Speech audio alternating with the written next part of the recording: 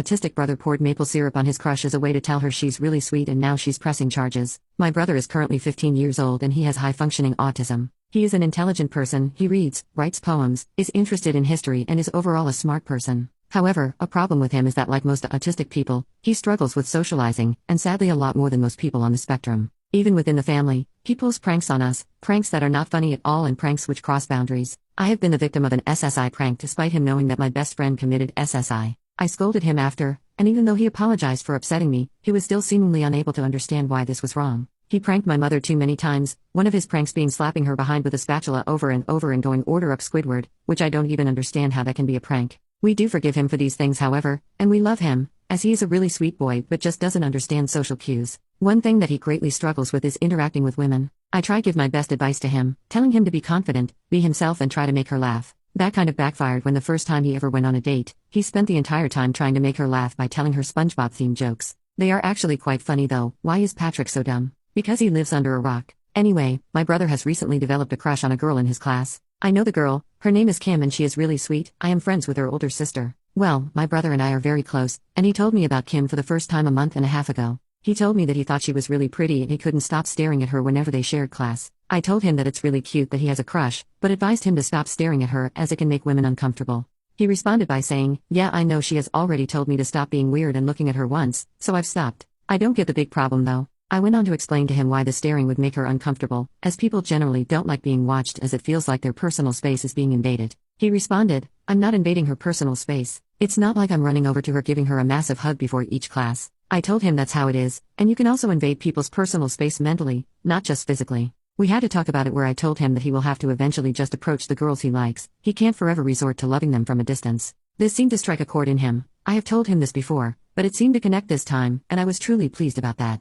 He asked me what the best way to do so was, and I told him not to approach her when she's in a group, approach her in a suitable environment, like if you guys are ever close enough to be near each other during lunch and she's alone, and to do his best not to force the interaction. He then asked me what the best way to approach her was, and I told him that the best way is to just seem genuine and with good intentions. I told him that whenever I've been asked out before, I appreciated it when instead of trying to be Mr. Smooth, the guy said something along the lines of, "Hey, so here's the thing. I just think you're really cute and seem fun to be around. I'd like to get to know you better. I'd love to take you out for lunch sometime." My brother nodded his head in astonishment and told me he was going to try that the next day. Well, the next day he came to me telling me that he got rejected. I consoled him, and he cried about it, which really hurt me. I told him that it's okay, there's plenty of fish in the pond, and not to stress about it. Well, he did not take this for an answer, and he told me that perhaps what Kim needs is not to be asked out in such a basic way. I told him that was likely not the case, but he insisted on doing the more grandiose gesture for her when the snowball came around. I laughed and told him to go ahead, thinking he was not actually going to do it. Fast forward to a month, it was now a week until the snowball. One night my brother came to me excitedly, telling me that Kim has not been asked out by anyone, and the guy she asked out rejected her and she looked down about it.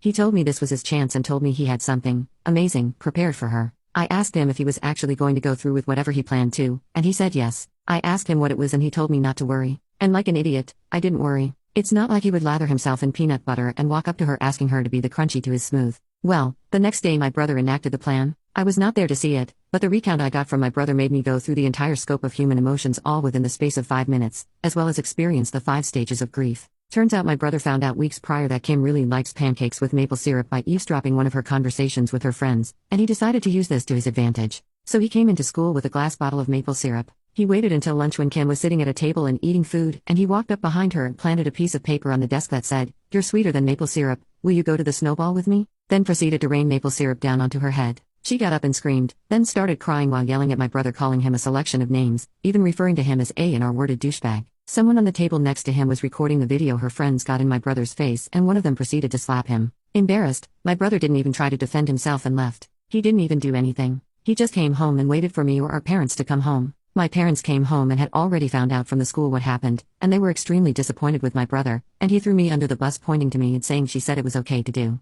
My parents sent him up to his room and then had a talk with me where they scolded me about encouraging him. I explained my point of view and my parents calmed down after I told them I did not encourage him. I just never shut his idea down, as he never told me what it would be specifically, and I didn't think he'd actually do anything this stupid. I feel really bad for her and have expressed to my brother that what he did was horrendous. This action of his has put a huge rift in between him and the rest of the family. It's been 2 weeks since the incident and my brother has been expelled from school. This has not been enough for Kim and her parents, however. Apparently, Kim's hair was very damaged after my brother did what he did, and by the time Kim got home to shower, the maple syrup had dried in her hair and wouldn't come out after showering, meaning she had to cut it and now wears a low cut. The mental damage and emotional distress that my brother has caused her must be enormous. They're now suing us and I don't know what to do.